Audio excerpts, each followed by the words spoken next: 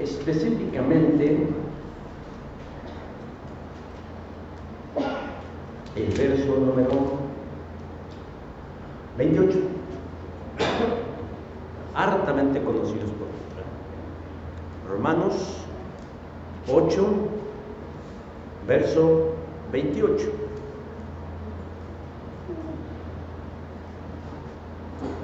Y así puestos de pie, vamos a verlos todos juntos.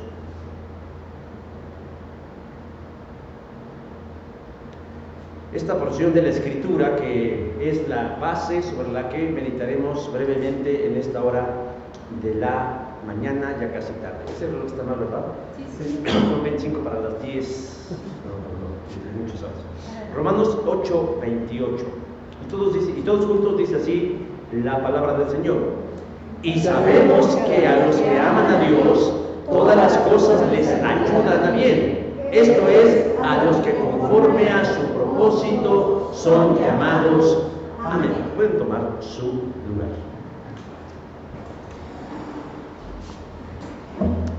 El 17 de diciembre de este diciembre del 2023, el Dicasterio para la Doctrina de la Fe, órgano oficial de la Iglesia de Roma, con aprobación de su Papa Francisco, publicó un documento denominado Fiducia Supplicantes, donde exhorta a sus sacerdotes a bendecir a parejas irregulares, es decir, divorciadas o que viven en concubinato, y a parejas del mismo sexo. La intención de la Fiducia Supplicantes no es cambiar la definición bíblica del matrimonio según ellos, sino expresar o manifestar un gesto de amor cristiano para quienes quieren reintegrarse a la comunión de la Iglesia de Roma, regularizando así su situación delante de Dios. Sin embargo, el mensaje de Fiducia Supplicantes es confuso y ambiguo y causa distintas reacciones, por lo menos tres. Quienes están de acuerdo y dicen, la vamos a obedecer porque lo dice nuestro Papa. Quienes no les queda de otra más que ajustarse, aunque no estén de acuerdo, pero también quienes de plano dicen, no estamos de acuerdo y vamos a hacer algo por cambiar. De inicio hay quienes ven en esto el comienzo del cambio de la doctrina en Roma, dando así un primer paso para aceptar el matrimonio homosexual en un futuro casi cercano. Dentro de los últimos días, varias sedes de Roma han ido rechazando el documento y se alistan para defender su fe y su iglesia en contra de lo que han llamado la gran apostasía, es decir, la gran renegación de la fe. Para los estudiosos de las religiones, esto es solo el anuncio de que la Iglesia Católica Romana se dividirá, no mañana, ni siquiera en el 2024, pero sí a un mediano plazo.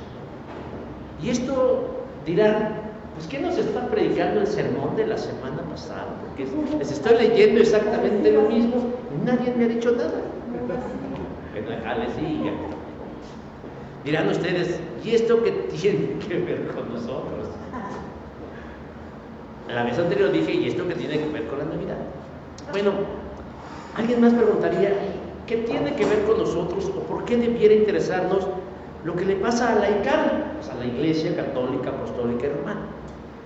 Pues déjeme decir que sí debiera importarnos, porque dice un viejo y conocido refrán, que cuando veas las barbas de tu vecino cortar, también debieras poner las tuyas a remojar. ¿Qué significa esto? Que esto es un anuncio de lo que está sucediendo en una sociedad donde también nosotros como cristianos evangélicos estamos involucrados. Claro, hace algunos años el protestantismo, algunas confesiones reformadas, como los anglicanos, los luteranos o los presbiterianos y los metodistas, ya dieron su mal paso.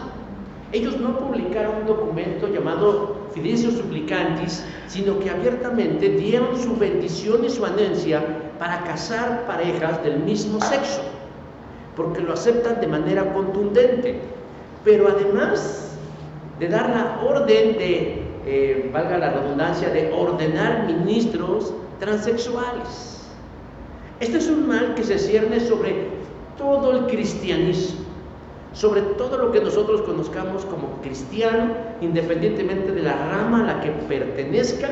El progresismo está extendiendo sus alas, está extendiendo sus raíces y está penetrando en todas las esferas de la sociedad. Yo fui a recoger mi credencial para votar del 2024. Es increíble que mientras uno espera que se la entreguen, le ponen a uno una pantalla donde un órgano oficial, donde una dependencia de gobierno nos esté hablando de todos, todas y todes. Es increíble. Pero que esto esté llegando a los ámbitos de la fe es algo que no podemos negar. La sociedad está presionando, o ciertos sectores de la sociedad progresista presionan para que los diferentes ámbitos de esta se abran a estas ideologías de pecado. Y la iglesia o las iglesias, independientemente de su confesión de fe o de su identidad, ya sean católicas, protestantes o evangélicas, también se abran a esto. Cada vez que termina un ciclo de tiempo o un ciclo anual de 365 años, la nostalgia y la reflexión nos invaden y nos llevan a hacer un balance de lo bueno y de lo no tan bueno que vivimos, con la grande esperanza de que el futuro nos irá mejor. Porque todos queremos que en este próximo 2024 nos vaya mejor, en todos los sentidos. Queremos que la suerte, o más bien que las bendiciones nos sonríen y que podamos disfrutar de las mieles de lo bueno, pero sin afán de ser pesimista, sino realista. La realidad nos está gritando algo distinto a nuestros deseos, porque según lo que yo les acabo de decir, 2024 no será mejor que el 2023.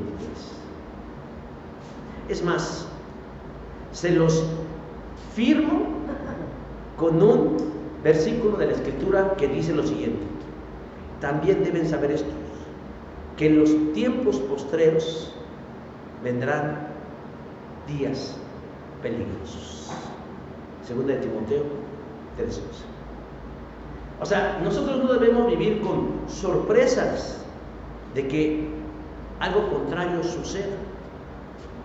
Dios desde el principio nos ha estado anunciando que los tiempos, conforme nos vayamos acercando al final de estos, estarán cada vez peor. Y aunque algunos lo dicen de risa o de chusco cuando dice, y la Biblia dice que vendrán cosas peores, pues la dirán de chía, pero es de limón. Sí, vendrán cosas peores, pero peores sobre todo para quienes profesamos la fe en Cristo. Porque para el mundo sin Cristo le va a dar exactamente igual lo que suceda, lo verá como un signo de avance, de progreso, de desarrollo y de libertad. Pero para el creyente son tiempos peligrosos. Ahora, lo que yo quiero también en esta hora transmitirle no es solo anunciarles que el 2024 no será el mejor que el 2023, ni que el 2022, ni que yéndonos hacia atrás. No. Yo no quiero que ustedes vivan la vida que el Señor les regala de una manera pesimista, sino al contrario, con fe y esperanza en Dios y su presencia. Lo que está sucediendo en la ICAR, pues le puede suceder a cualquier movimiento espiritual o religioso, pero no es para que nos asustemos ni que para que tiremos la toalla, sino para que al contrario nos unamos más a Cristo, nos comprometamos más con el Señor y demos la batalla con los recursos de Él, que Él ya nos dijo que la tenemos ganada. Tenemos el triunfo asegurado. El Señor ya nos spoilereó la historia del universo. Ya nos dijo que somos más que vencedores y que al final el bien de Él prevalecerá sobre el mal de cualquiera. Pablo está escribiendo a la iglesia de Roma en la carta que acabamos de leer, bueno, la porción de la carta que acabamos de leer. Es una iglesia que Pablo no fundó. Él generalmente escribía cartas a las iglesias de las localidades donde él había llegado y sembrado la semilla. Pero Roma no era una iglesia que él hubiera fundado. No conoce la sede, no conoce el espacio, no conoce la dinámica, aunque conoce a algunos de los miembros que ahí se reúnen. Bueno, entonces, ¿para qué les escribe Pablo una carta a una iglesia que no conoce? Lo hace con fines estratégicos. Pablo quiere expandir sus horizontes evangelísticos. Él está en la región de Corinto y piensa pasar a Jerusalén a entregar una ofrenda que recolectó para los pobres. Y según sus planes, si todo sale bien, de Jerusalén tiene pensado ir a Roma para que de manera presencial los hermanos de la iglesia de Roma lo apoyen espiritualmente, económicamente, logísticamente, anímicamente, fraternalmente, y él pueda llevar la luz del evangelio no solo a Roma, sino a España, a Italia y lo que entonces se conoce, bueno, lo que hoy conocemos como Europa. Pero Pablo sabe que no lo van a ayudar por su linda cara, que por cierto Pablo no era guapo, era bastante feo, sino que él tiene que hacer algo para que los hermanos lo ayuden. Él tiene que darse a conocer para que la iglesia diga, bueno, ¿quién es este tal Pablo que no conocemos? ¿Y cómo pues nos pide ayuda? Queremos que los demás nos ayuden, pero no hacemos algo para que nos conozcan. ¿De qué forma Pablo se da de conocer a los hermanos en Roma? Escribiéndoles una carta. Y les escribe una carta que más que carta es un compendio de doctrina cristiana, en donde él se va como gordita en tobogán, como hilo de media, y les habla acerca de las creencias, lo que el Espíritu le ha revelado acerca del Evangelio. Jesucristo, el pecado, la justificación, etcétera, etcétera, para que los de Roma tengan certeza de que quien van a apoyar es un verdadero soldado de Cristo. Así pues llegamos a lo que nosotros llamamos capítulo 8, y ahí Pablo toca el tema del Espíritu Santo en la vida del creyente. Pero más específicamente en el verso 28, Pablo da a los romanos y al cristianismo en general de la historia una de las promesas más hermosas de Dios para nosotros.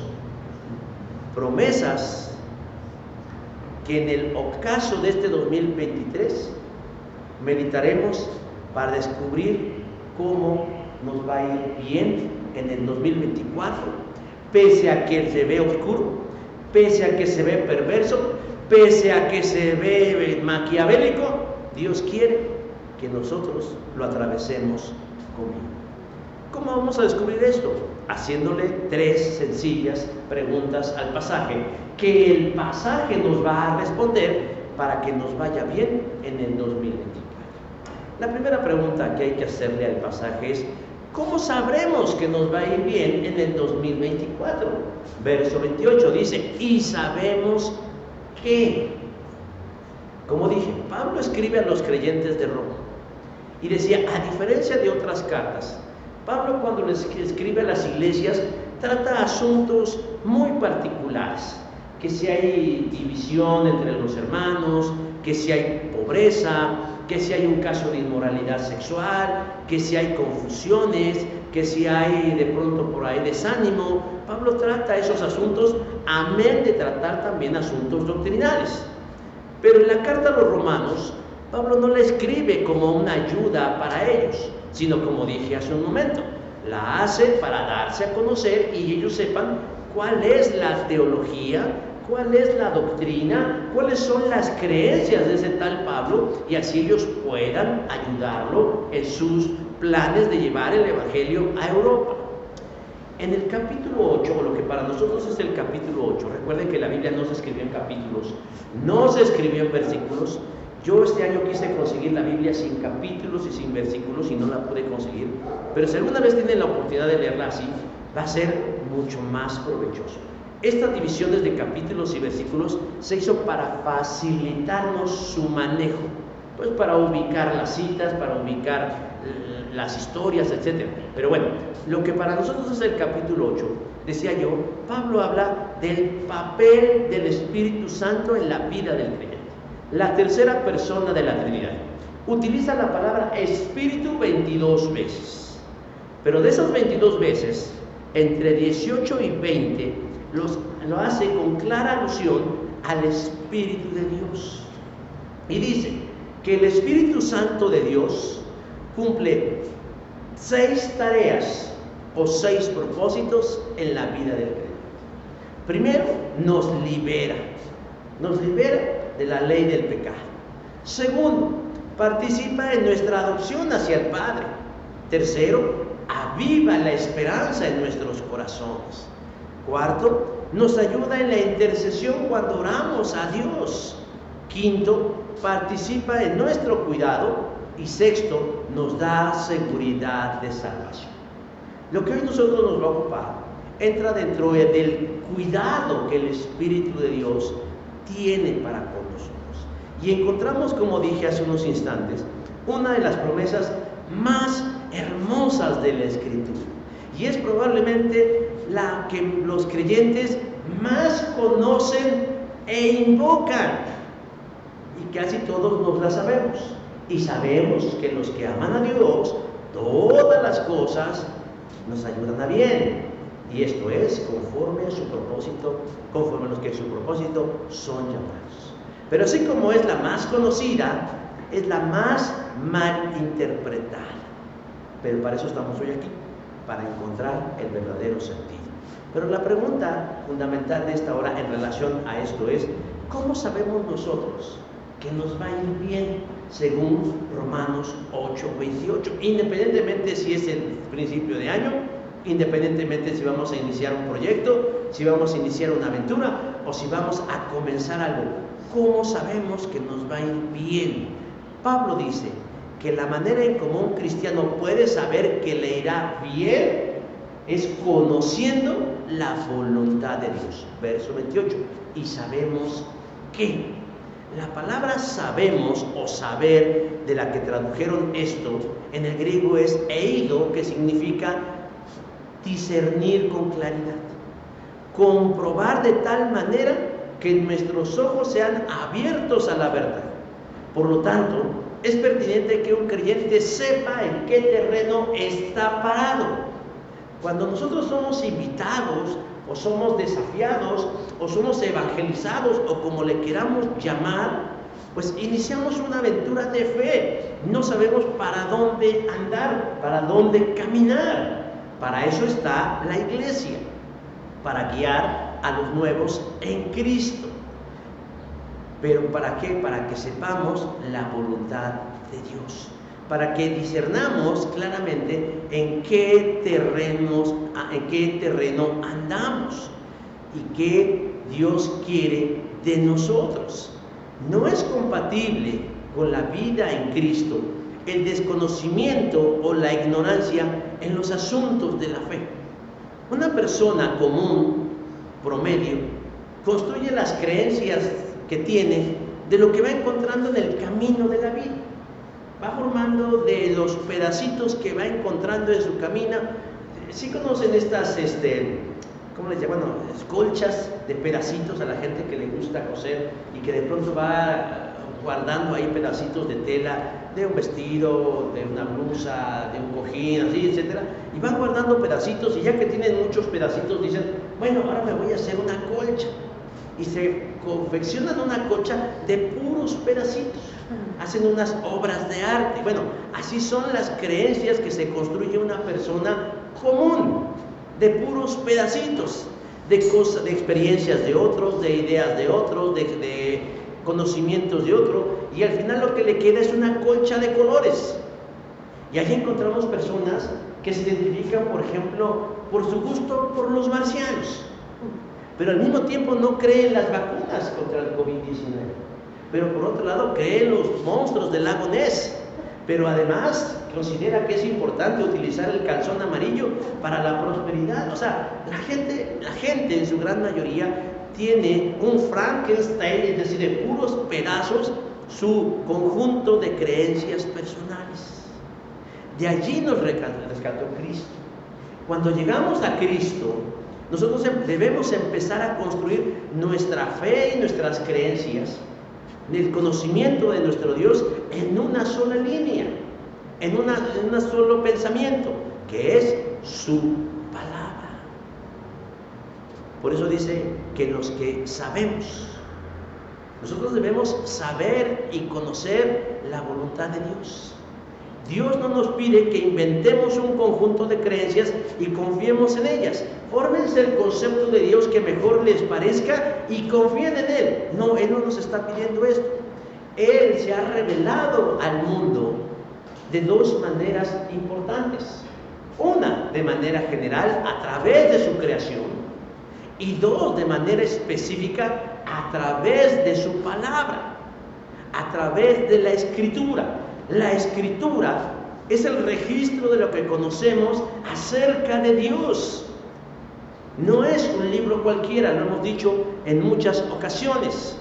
Y esto lo hace confiable. Y cualquier persona que cree, y aún la que no cree, puede accesar de manera libre a la Escritura y comprobar a través del estudio y la lectura concienzuda si lo que decimos acerca de Dios es verdad.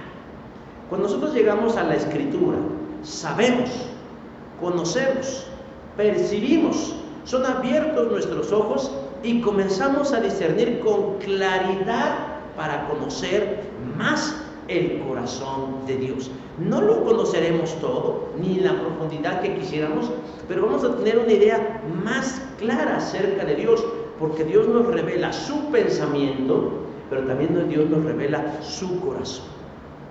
No existe algo más trágico para el creyente que un creyente confundido y perdido a causa de ignorar el pensamiento de Dios. Moisés no solo fue un gran líder en el pueblo de Israel, sino también fue alguien muy cercano a Dios. Él sintió la imperiosa necesidad de buscar en Dios el conocimiento para tener una vida con propósito. El único salmo autoría de Moisés es el Salmo 90.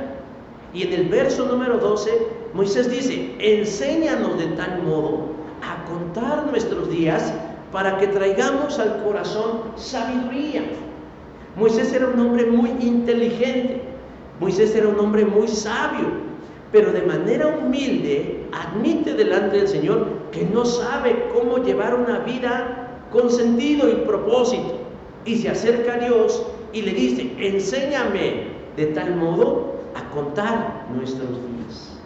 De la misma manera nosotros debiéramos acercarnos con esa misma actitud de humildad a Dios y decir: Señor, enséñame. Y Dios dice: ahí tienes mi palabra. Moisés no tenía la palabra, Abraham no tenía la palabra, David no tenía la palabra, muchos de los antiguos no tenían la Escritura, y no obstante no se perdieron, no se extraviaron y tuvieron una vida en la que les fue bien.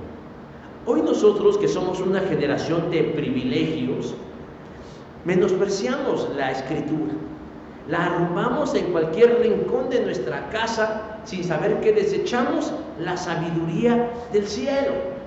Hace poco escuché a alguien decir: es que yo no voy a sujetar mi vida a lo que diga un libro. Bueno, depende de qué libro. Si es un manual de contaduría, pues no. Si es un manual de Jordi Rosado, pues tampoco, ¿verdad? O de Gaby Vargas o de cualquier escritor. Pero si alguien me dice que este libro es la palabra de Dios, bueno, lo tomaría con ojos distintos. A la iglesia evangélica se le ha señalado a lo largo de su historia, más o menos desde el siglo XVI, como que somos sola escritura. Las iglesias evangélicas somos sola escritura. ¿Qué significa sola escritura? Significa que tenemos a la Biblia como norma máxima de autoridad moral y espiritual. No somos solo escritura, esos son otros. Esos son los pentecostales y los neopentecostales que dicen: no, aquí solamente hacemos lo que dice la Biblia. Nosotros tenemos a la Biblia, los evangélicos, como la norma máxima de autoridad, pero también tenemos la razón, ¿no? Está por debajo de la Escritura. También tenemos la historia, que también está por debajo de la Escritura. También tenemos la tradición, pero también está por debajo de la Escritura. Pero nuestra norma máxima de fe y autoridad es la Escritura. Pero ¿quiénes nos señalan a nosotros como son la Escritura? Bueno, generalmente los católicos romanos, quienes dicen que fue una invención de Martín Lutero en el siglo XVI y que no existe una evidencia en la Escritura, ni en la tradición o en la historia del cristianismo antes del siglo XVI, que señale que la sola Escritura haya sido importante para el camino de la fe. Se equivoca. Obviamente no vamos a encontrar en ningún pasaje de la Biblia la palabra sola Escritura, porque eso se le conoce como un neologismo, es decir, una palabra que se inventó siglos después.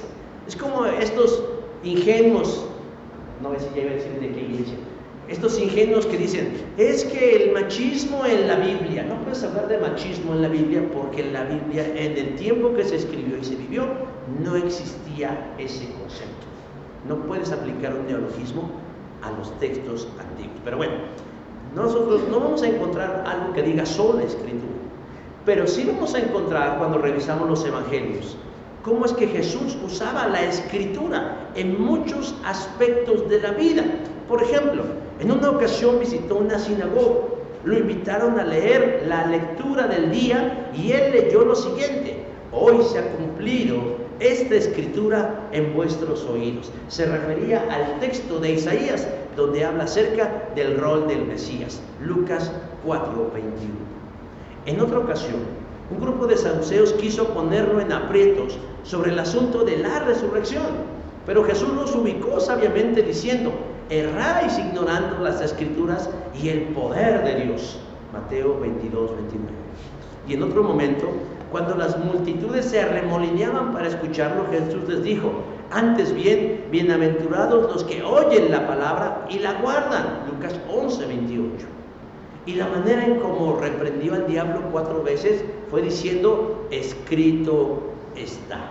Y así podríamos dar más y más evidencia de cómo Jesús utilizaba la Escritura, porque la Escritura es la revelación dada por Dios para que conozcamos su mente y su corazón, y para que no andemos a tientas buscando el camino.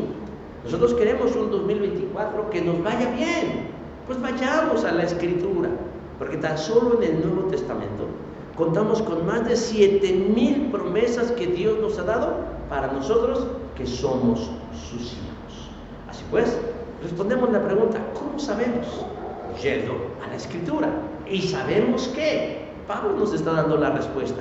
Segunda pregunta: ¿a quiénes quiere Dios que les vaya bien en el 2024? Versículo 28: a los que conforme a su propósito son llamados. Jesús, en una porción del mal llamado Sermón de la Montaña, estamos viendo la serie esta de los elegidos en Netflix. Le digo a mi esposa: pues está interesante, la verdad hay que verla, es bonita, pero está hecha a veces con las patas, porque pues lo que ellos quieren obviamente es que la gente los vea.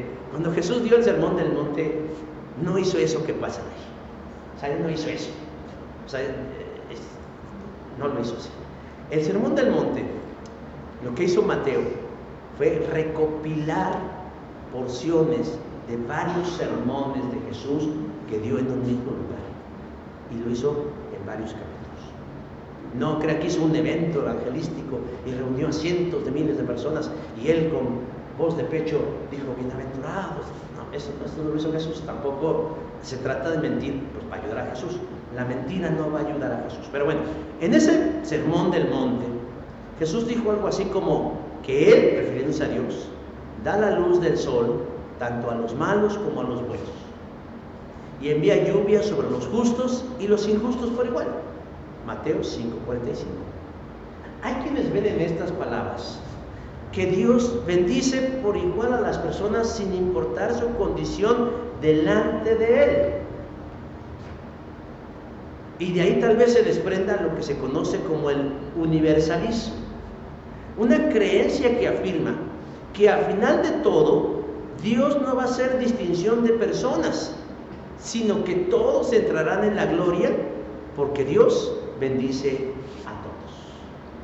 Y yo nos preguntaría, y entonces, como diría Cantinflas, ¿por qué dar tanto brinco si el suelo está tan parejo? No, no es así. A mí me encantaría, y se los digo y se los reconozco, me encantaría que el universalismo fuera así, que existiera, que fuera más que un pensamiento, fuera una realidad. Pero tengo que admitir que las cosas no van a funcionar de esta manera, porque contrario a lo que el progresismo nos ha enseñado en los últimos 40 años, Dios sí hace distinción de personas. Dios sí discrimina. Es más, ya hasta la palabra nos parece fea, pero todos discriminamos de diferentes maneras a lo largo de nuestro día. Cuando nos vamos a preparar, por ejemplo, para salir a trabajar o hacer cualquier diligencia, habrá quien diga, yo me pongo lo primero que se me atraviese de mi ropero o de mi closet. Pero generalmente la gente hacemos un proceso de selección. Este me va, este no me va. Este me gusta, este no me gusta. Este hoy me queda, este hoy no me queda. Este me va bien, este no me va bien. Hoy hace calor o hace frío. Ese proceso de elegir o de seleccionar y dejar de lado unas cosas y quedarse con otras se le llama discriminación. Es decir, seleccionamos. Y todos lo hacemos. Y nunca dejará de haber discriminación en todos los sentidos. Hay un aspecto positivo y hay un aspecto negativo. Yo no estoy diciendo que si es bueno o es malo, simplemente estoy diciendo que allí está ese proceso. Pablo le dice a los lectores romanos que Dios quiere que les vaya bien, pero no a todos. Primero dice, a los que aman a Dios, versículo 28. Y aquí parece haber fundamento para el universalismo. Porque si yo me salgo a la calle y hago tal vez una encuesta así a bote pronto, yo voy a encontrar por arriba del 90% que la gente me va a decir que ama a Dios. Por lo tanto, bajo este criterio, ellos debieran recibir la bendición de Dios, porque dice ahí que Dios ayuda bien a los que lo aman. Entonces, Dios amaría a todos. Pero lamento decir que no, porque si leemos un poquito más adelante, el apóstol se ve en la necesidad de precisar, aclarar, especificar y delimitar a quién se refiere. A los que conforme a su propósito son llamados. Entonces ya no son todos. Ya de ese 90 y tantos %, no todos son llamados. O más bien, tal vez han sido llamados, pero no todos han respondido al llamado. En el asunto de la salvación, mis hermanos, y tal vez ustedes no están para saberlo, pero a veces es bueno que tengan una noción de esto para que no me los vengan a marear. O a lo mejor que sepan en dónde están parados y qué son. En el asunto de la salvación existen por lo menos dos líneas de pensamiento teológico. Uno se llama calvinismo, que toma su nombre de Juan Calvino, reformador del siglo XVI. Y el otro se llama arminianismo, que lo propuso Jacobo de Arminio. Tal vez ustedes nunca lo van a escuchar, pero no se ocupen de eso. Ocúpense qué es lo que dice cada una de estas personas que han enseñado a lo largo de la historia, y tal vez lo somos y no nos hemos dado cuenta. ¿Qué dice, por ejemplo, el calvinismo en respecto a la salvación? Que la salvación proviene única y principalmente de Dios, que las personas se salvan porque Dios las eligió y las predestinó desde el comienzo de la historia del universo, y que ellos son el pueblo de Dios. El calvinismo se compone de 5 pilares: la depravación total, la elección incondicional, la expresión limitada, la gracia irresistible y la perseverancia de los santos. Es decir, para los calvinistas es que no todas las personas se van a salvar, sino aquellas que Dios ya determinó y eligió conforme a sus planes. Es más, para los calvinistas, Romanos 8:28 es el comienzo del sustento de su teología de la predestinación. Yo me inclino a pensar que así es. Yo, Gerardo González Cruz, yo sí creo. No totalmente lo que dice el calvinismo, pero me seduce en ciertas cosas.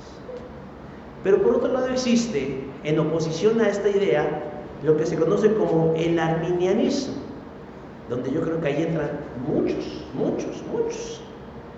en donde ellos dicen que la gracia de Dios es dada para todas las personas, que todos tienen la misma oportunidad de salvación, pero que el aceptarla o rechazarla depende del ejercicio de lo que llaman libre albedrío, es decir, yo decido si me salvo o no me salvo. No lo decide Dios, lo decido yo. Alguna vez un hermano me preguntó, bueno, y entonces, ¿cómo es la salvación? ¿Dios me salva? ¿Yo me salvo? ¿O los dos cooperamos y así nos salvamos?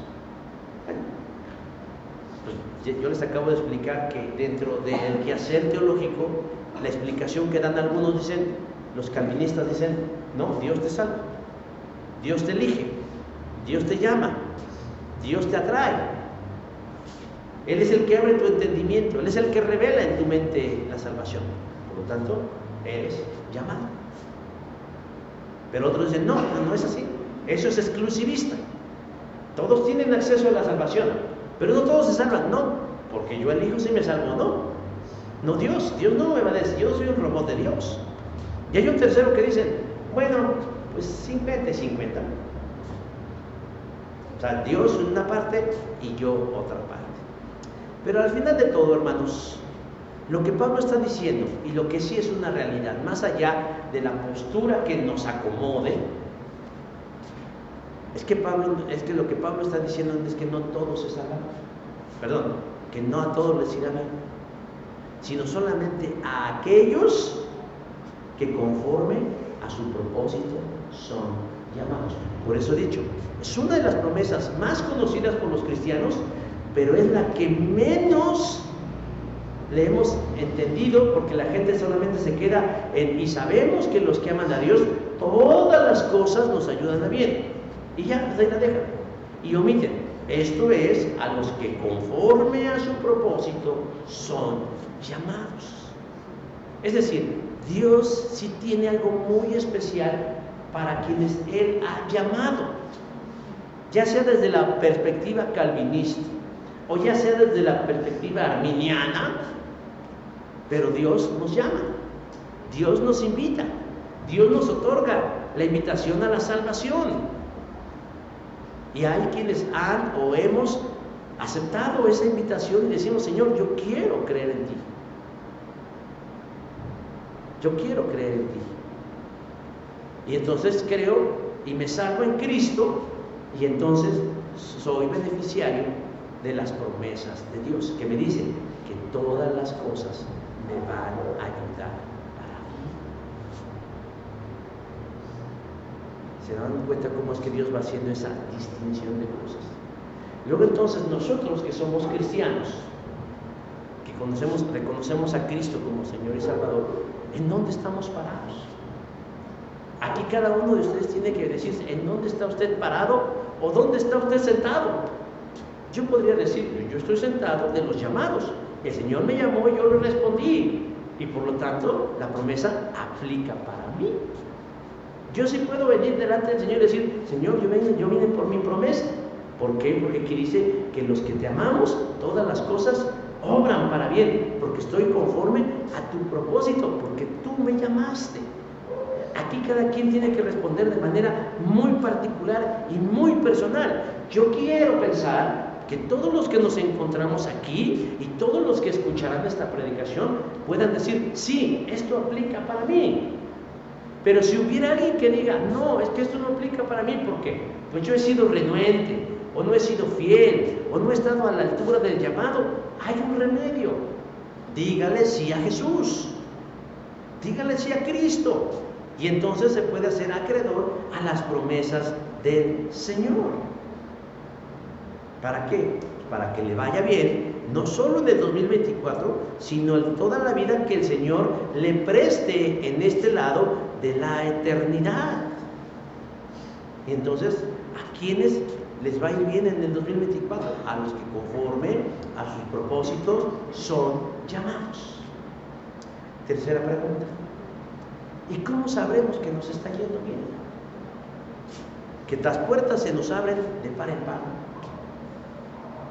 Que las puertas, que no tenemos obstáculos. Yo recuerdo cuando yo asistía, bueno, yo solamente había ido a otra iglesia antes, y yo me acuerdo que no sé, pasó un hermano que era diácono de la iglesia y dijo, era más joven en ese entonces él, yo sigo siendo joven, él ya no, y pasó y dijo, dando testimonio diciendo, es que a los cristianos siempre nos va bien, todas las puertas se nos abren, todas las cosas se nos dan. Yo dije, ¿de qué está hablando este señor? No es cierto.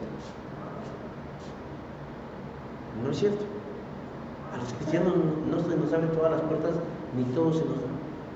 Hace rato, mientras estábamos entonando esta canción de gracias, este canto de gracias, me venía a la mente decir, gracias Señor, gracias porque me rompí el pie en el 2023. Gracias Señor porque me quedé sin trabajo. Gracias Señor porque no me dieron mi cita. O sea, todos podríamos en esta hora dar un testimonio, no precisamente de esta manera dándole gracias porque no nos fue bien en algo, porque no nos fue bien en todo. Hubieron cosas en donde no nos fue bien.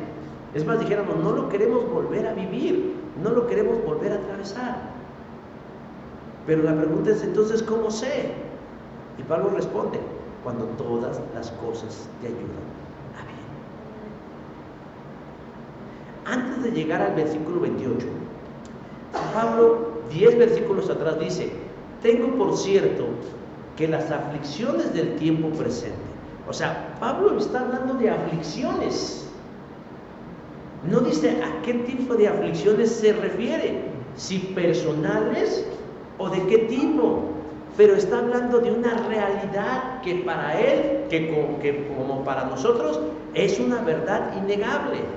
Tengo por cierto que las aflicciones del tiempo presente, todas las personas vivimos aflicciones, nadie se escapa. Yo no sé por qué de pronto somos tan ingenuos diciendo, no, que ojalá no nos pase nada malo. Bueno, nosotros tenemos que vivir siempre pensando que nos puede pasar algo que no está dentro del plan de Dios, no de manera paranoica, pero tampoco diciendo, bueno, ¿y por qué me va mal? Jesús mismo dijo en Juan 16:33, en el mundo tendréis aflicción. En el mundo tendréis aflicción. Yo no sé si cuando a usted le explicaron el Evangelio o le presentaron a Jesús, en su carta, en su solicitud le dijeron, y le va a ir bien y nunca va a tener ningún problema, no se va a volver a enfermar nunca, no le van a cobrar la renta, cuando tenga un problema va a descender una paloma del cielo con un costal de monedas de oro y se las va a entregar. No, bueno, al menos en la mía no sé si en la de algunos de ustedes sí. Pero Jesús dice, tendrán aflicciones, como cualquier persona. Y entonces, ¿cuál es pues la diferencia? Si vamos a estar igual que las personas. Bueno, ahí vamos a ver la diferencia. Uno de los personajes de la Escritura que más me impresiona es Job, que para muchos es el emblema del sufrimiento. Pero me llama mucho la atención cómo es que Job vivía bajo una premisa muy sencilla y muy clara, que si hacía las cosas bien, le tendría que ir bien, y si hacía las cosas mal, pues le tendría que ir mal. Cuando empezamos a leer el libro de Job, empiezan a describir a Job como una persona buena. Verso 1 dice, era él un hombre perfecto, recto, temeroso de Dios y apartado del mal. O sea, una buena persona. Y bajo la lógica que manejamos algunos a veces, pues a él debiera de irle bien, porque es una buena persona, es honesta, es recta, es temerosa de Dios y no hace lo malo. Tenía hijos, tenía familia, esposa e hijos e hijas, jóvenes, que como cualquier joven o como muchos jóvenes, vivían su vida al extremo, como si no hubiera un mañana. hacían constantemente fiestas y reuniones y grandes comilonas. Job, percibido de esto, dice en el verso 5 del capítulo 1, que todos los días bien tempranito se levantaba y ofrecía sacrificios a Dios para santificar a sus hijos por si habrían cometido un pecado y ofendido a Dios. Él se quería garantizar que su familia nunca fuera tocada por la desgracia ni por la tragedia. Pero oh sorpresa, Job no está por encima del promedio de nada, porque aunque Jesús estuvo 3000 años después, también aplicaba para él la idea de que en el mundo tendréis aflicciones.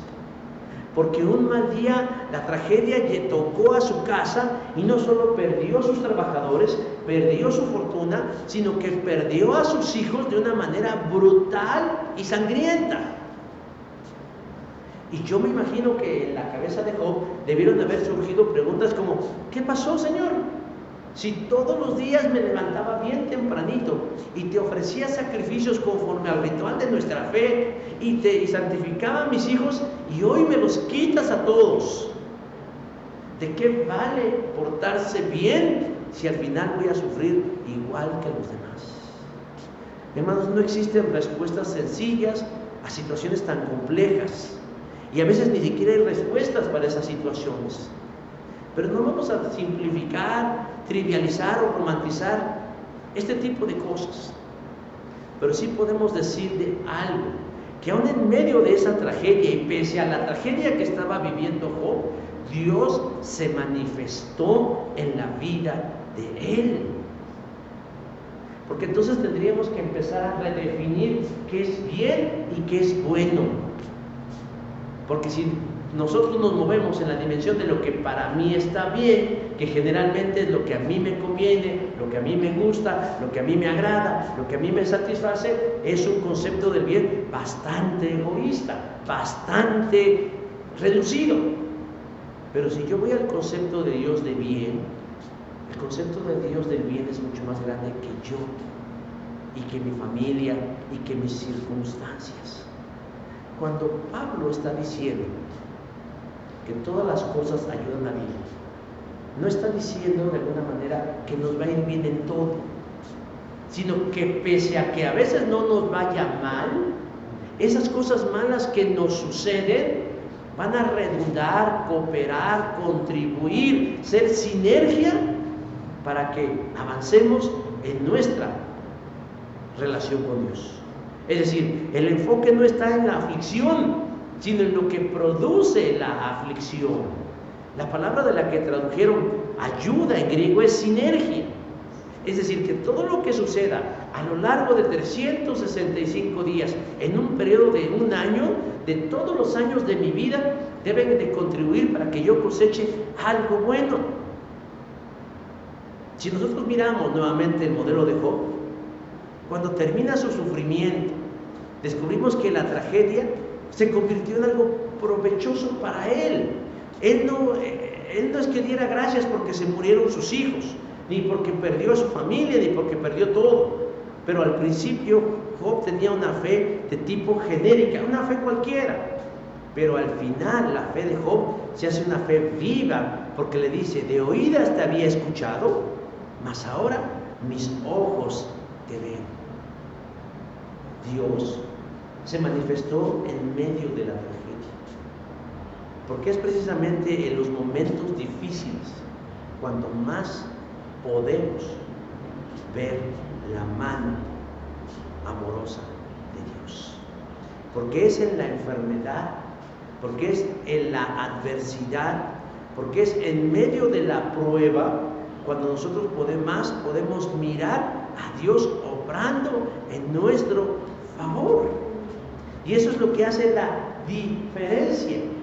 Todos enfrentamos aflicciones, pero la diferencia de la aflicción por la que atraviesa un creyente es distinta, no porque no le toque, sino porque va acompañado de alguien mucho más grande que él, mucho más fuerte que él, mucho más poderoso que él, mucho más sabio que él, y le va acompañando en medio de su prueba y de su aflicción. Cuando estamos en Cristo, Él puede tornar la aflicción, la prueba o el problema en algo bueno. Pese a lo que suceda en el 2024, sea bueno o no, nosotros no debemos perder la fe, ni tampoco debemos dejar de lado que Él tiene el control. Para los que creen en el milenio, que dicen que cuando Jesús venga vivirá y reinará literalmente 1000 años en la tierra, yo creo que se equivocan. Yo creo que Cristo ya está reinando desde el mismo instante en el que ascendió a los cielos y se sentó a la diestra del Padre. Él ya está en el trono, controlándolo todo y al cuidado de todos sus hijos. Él no está esperando el final de los tiempos para sentarse a gobernar y a reinar el universo y entonces sí poder decir que Él puede controlar las cosas. Yo creo que Jesús ya reina y hoy está reinando. Y en el 2024 Él seguirá reinando, independientemente de quién se quede al frente de este país y cuáles sean las circunstancias específicas que nos rodean. Jesús reina. ¿Por qué? Porque todas las cosas nos ayudan a bien, ya que conforme a sus propósitos hemos sido llamados. Hermanos, estamos a unas breves horas de que este 2023 se extinga y quede solamente en el baúl de nuestros recuerdos, con todo lo que trajo. Pero asimismo, estamos a unas pocas horas de que comience un nuevo periodo de tiempo. 365 nuevas oportunidades que Dios nos da. ¿Cómo las vamos a aprovechar? Hay quien dice que la vida es como un helado del sabor que usted quiera, de fresa, de limón, de pistache, de chocolate, del que usted quiera. La vida o el año es como un helado. Se lo coma o no, se va a derretir. Lo chupe o no, se va a desbaratar. Lo disfrute o no, se va a diluir entre sus manos. Pues mejor disfruten. No sabemos en lo específico cómo viene el 2024. Es más, podríamos inclusive, por lo que hemos vivido, que no sabemos si será el último año en el que vivamos. Pero no debemos dudar de algo, que Jesús ya está ahí en el 2024. Él ya está ahí. Él ya fue y lo preparó por nosotros. Él ya allanó el camino y preparó las cosas y las circunstancias. Él lo conoce todo. Él lo sabe todo. Y nos invita a que lo vivamos conforme a sus planes y a su voluntad. Porque precisamente en Romanos también Pablo dice que la voluntad de Dios es que agradable y perfecta. Si nosotros nos ajustamos a la voluntad de Dios, debemos tener como certeza que su voluntad en nosotros será agradable y perfecta. Pidámosle al Señor que nos llene del Espíritu suyo, que ocupe todo nuestro ser, nuestro cuerpo, nuestra alma, nuestro espíritu, que nos llene de sí para emprender esta nueva aventura de la fe con la certeza de que nos va a ir bien. Amén. Vamos a ponernos de pie, orar a Dios para que nos vaya bien en este próximo 2024. Señor Dios, primeramente te damos muchas gracias por lo que nos has permitido vivir hasta este día. Reconocemos, si somos justos, al mirar hacia atrás, Señor, en cada momento de nuestra vida, en todos los momentos buenos, bonitos, agradables, sublimes, emocionantes, tiernos, apacibles, tranquilos que hemos visto tu mano. Pero también digo que si somos justos nos daremos cuenta que aún en medio de la adversidad, de la oposición, del obstáculo, inclusive a veces de lo sin sentido. También, Señor, hemos visto tu mano, porque si hemos llegado hasta este momento es porque tú nos has sostenido, porque ha sido por tu gracia, porque ha sido por tu amor, por tu fidelidad, por amor a tu nombre, por tu misericordia, porque solo tú eres bueno, Señor. Es porque hoy podemos venir, Señor, a este lugar como familia en el Espíritu a darte gratitud, acciones de gracias, a reconocerte, Señor, como el dador de todo lo bueno, de todo don perfecto que desciende de lo alto, y que aún en medio de las circunstancias difíciles también recibimos un don de paz, un don de fortaleza, un don de ánimo, un don de esperanza y de fe que nos sigue manteniendo hasta el día de hoy. Bendito sea, Señor, y alabado seas. Pero también, Señor, estamos por comenzar un periodo de tiempo. Sabemos que a ti el tiempo no te limita, el tiempo no te influye, el tiempo no te determina. Pero para nosotros que sí lo es, Señor, te rogamos en esta hora que tú vayas con nosotros. Nos has dado tu promesa en donde afirmas, bendito Dios, que nos irá bien, porque sabemos que nos irá bien. Tu palabra así lo dice, que aún cuando se vienen tiempos peligrosos, tú nos has dicho en tu palabra, si le hemos leído y le hemos entendido, que tú, Señor, tienes garantizada la victoria, que estamos dentro del rango o del perfil de quienes merecemos, o más bien recibimos con humildad, Señor, tu bendición, porque hemos respondido afirmativamente a tu llamada. Pero también, Señor, porque identificamos en cada momento, Señor, tu presencia y tu actuar, Dios, aún en los momentos, o más bien sobre todo en los momentos donde la oscuridad te sea más evidente. Te pedimos, Señor, que vayas con nosotros, que nos acompañes, que estés ahí, Señor, en cada momento, porque al igual que cualquier otro, habremos también de enfrentar desafíos y momentos duros, pero aún con todo, Señor, tú garantizas que no nos dejarás y no nos desampararás. Perdónanos de antemano, Señor, porque tal vez te fallaremos, claudicaremos y nos equivocaremos, pero queremos, Señor, hacerlo lo menos posible. Te suplicamos desde hoy la fortaleza de tu parte, para poder siempre ser, Señor, para honra y gloria de tu nombre. Te bendecimos, Dios, hoy en esta hora, y te pido, Señor, en esta hora también, que tú seas en cada familia y en cada hogar aquí representado, que tu Dios te manifiestes en el ocaso de este 2023, ahí donde cada uno de mis hermanos, mis hermanas estén, y que la paz tuya, Señor, sea con ellos. Pero asimismo, Señor, la luz de la esperanza y la comunión de tu presencia, Señor, sea la que nos permita comenzar con mucha expectativa, con una gran expectativa en ti, este 2024. Te bendecimos, Señor, y te glorificamos en esta hora y siempre. En Cristo Jesús nuestro Señor. Amén. Gracias, hermanos. El Señor les bendice.